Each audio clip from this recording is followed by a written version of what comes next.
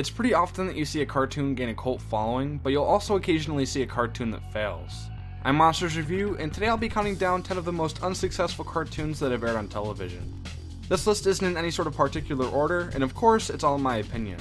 The shows on this list were obviously unsuccessful in airing on TV, and not every show on this list is bad. However, that's not to say there's not a correlation between short-lived shows and their quality.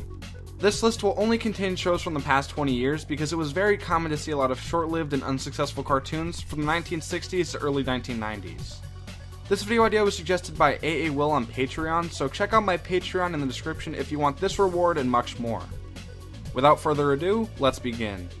Some cartoons that were reasonably unsuccessful but didn't make this list include Beware the Batman, Dumb and Dumber the Animated Series, Motor City, The Oblongs, Free for All, and Butt Ugly Martians. Here's Coconut Fred's Fruit Salad Island, KWB's attempt at making a show that appeals to SpongeBob's audience. By that, I mean it's pretty much a ripoff of SpongeBob. Because I knew that it was an unabashed knockoff of SpongeBob, Coconut Fred. You know, Warner Brothers thought, hey man, how can we hitch our star to the SpongeBob wagon? Yeah. Also, Rob Paulsen heavily regrets voicing Coconut Fred and compares it to watching a fevered dream. There's catchphrases, a reserved character who doesn't like Coconut Fred and is bad at playing an instrument, and Coconut Fred himself is naive, loud, unusually happy, he unintentionally causes a lot of damage, and he can pretty much transform into whatever he wants to, despite the fact that he's a coconut.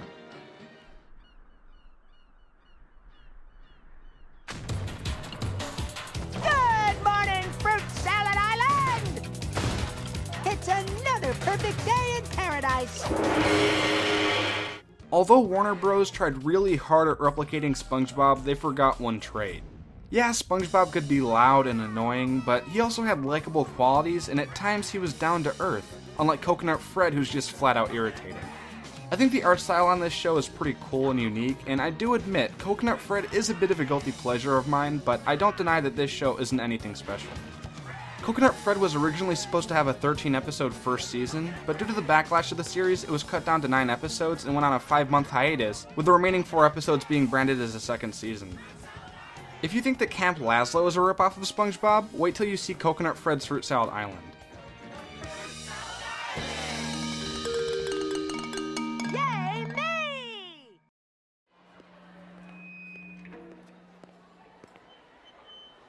We're disenfranchised. Here's another blatant ripoff. No, I'm just kidding. According to series creator Genndy Tartakovsky, the most challenging project that he's ever worked on was Symbionic Titan. Symbionic Titan is one of my favorite action cartoons of all time, and I was really shocked to see it get cancelled. There was initially a lot of speculation as to why it got cancelled, but most people say it got cancelled because the show didn't have any toys. Not because the show wasn't getting good ratings, not because the show was bad, but because the show didn't have any toys connected to it. Symbionic Titan was a charismatic and action-packed cartoon that appealed to kids, teens, and adults. After its cancellation, it aired on Toonami, but it was ultimately written off in 2015 due to financial reasons. Also, this was yet another Genndy Tartakovsky cartoon that ended on a cliffhanger. But Samurai Jack's coming back, so hopefully the time comes around for Symbionic Titan to have a proper ending.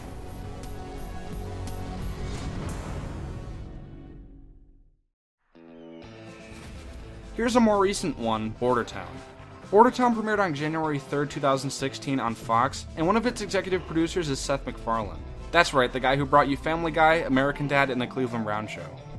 It takes place on the border of California and Mexico in a town called Mexifornia, and it's about a border agent named Bud Buchwald living next to a Mexican immigrant named Ernesto Gonzalez.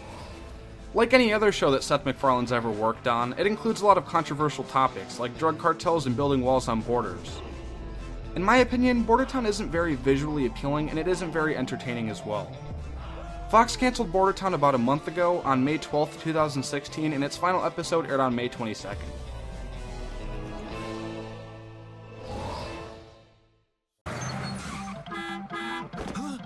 In 2012, the Napoleon Dynamite animated series premiered on Fox. It takes place in between the events at the end of the film, and all of the main cast from the film reprise the roles of their characters. As a fan of Napoleon Dynamite, I enjoyed this series, and I thought it was very faithful to the film. It was initially ordered for a 6-episode trial run, with 7 more scripts ordered for a possible second season. Fox didn't like the ratings on it though, and the series was cancelled with only 6 episodes.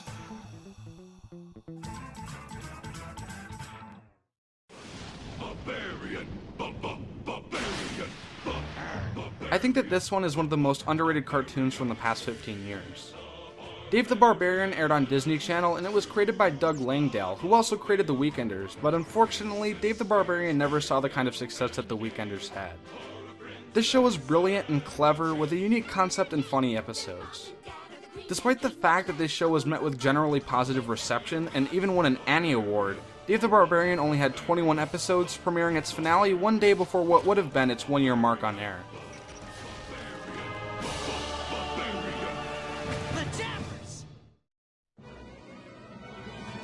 What happens when you take a perfectly good show and you change it for no apparent reason? You get Pinky, Elmyra, and the Brain. The executives at Warner Bros. Felt the need to add a third character to distract Pinky and the Brain from world domination, and it's pretty obvious that the crew didn't want this to happen. The episode Pinky and the Brain and Larry from the original series was made in retaliation of the efforts, showing that it was useless and unnecessary to add another character to the show. Another episode, called You'll Never Eat Food Pellets in This Town Again, was the last episode written by Peter Hastings, as he quit due to his anger over the changes, and this episode makes fun of nonsensical changes by network executives. Obviously, Warner Bros. Didn't care, because they added in Elmyra Duff from Tiny Toon Adventures, and on September 19th, 1998, Pinky, Elmyra, and the Brain premiered. I mean, even listen to the theme song, you can tell the crew was not too happy with this. So Pinky and the Brain share a new domain. It's what the network wants. Why bother to complain? The earth remains a goal. Some things they can't control. Pinky, Elmyra, and the Brain had a total of 13 episodes, with only 6 of the episodes airing initially, and the rest airing later on the Cat and Birdie, Warner Rooney, Pinky, Brainy, Big Cartoony show. This was also the last Warner Bros. Cartoon that Steven Spielberg produced, and I don't blame him for leaving after this. Hey Warner Bros., if it ain't broken, don't fix it. I deeply resent this. Trolls! Mousies!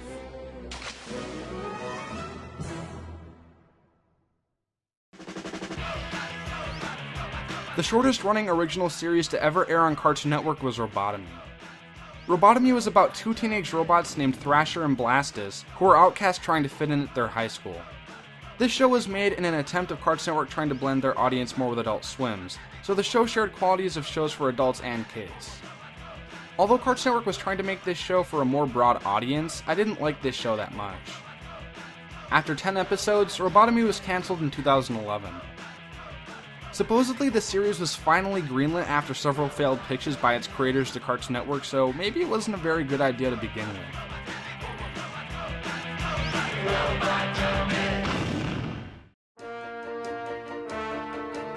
Don't even get me started on this show. Ellen Gregory is without a doubt one of the worst cartoons to ever air on TV. Co-created by Jonah Hill, Ellen Gregory only had 7 episodes and its run on Fox was less than 2 months. Also, the episodes used to be available on iTunes and Amazon, but they were removed. This show is not funny, and the majority of the characters don't have any relatable or likable qualities. There's not much to like about Ellen Gregory overall, and in my opinion, it totally deserved the short run it had.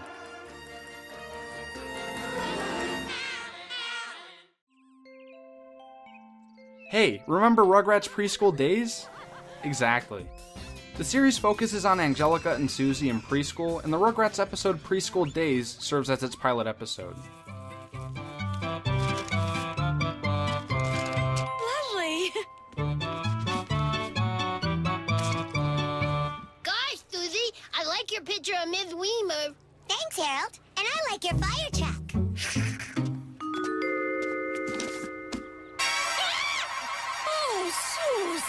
Yeah, I don't know if you guys are seeing what I'm seeing right now, but this was actually a part of the episode.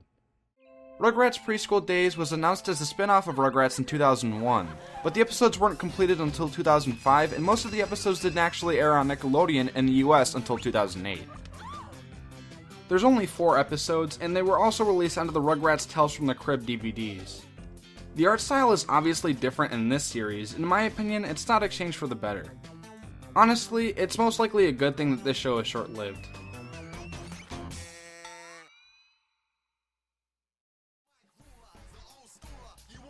Soul Quest Overdrive was a spin-off of Aqua Teen Hunger Force that aired on Adult Swim in 2011. The characters in this show were based on the Bible fruit from Aqua Teen Hunger Force, but rather than being fruit, the characters were changed to sports equipment.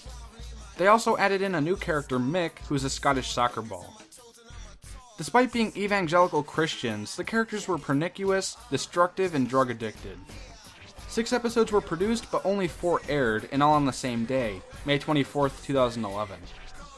The show was cancelled, and Gavin McInnes, who voiced Mick the soccer ball, blamed the show's cancellation on the fact that his fellow cast members weren't as funny as him.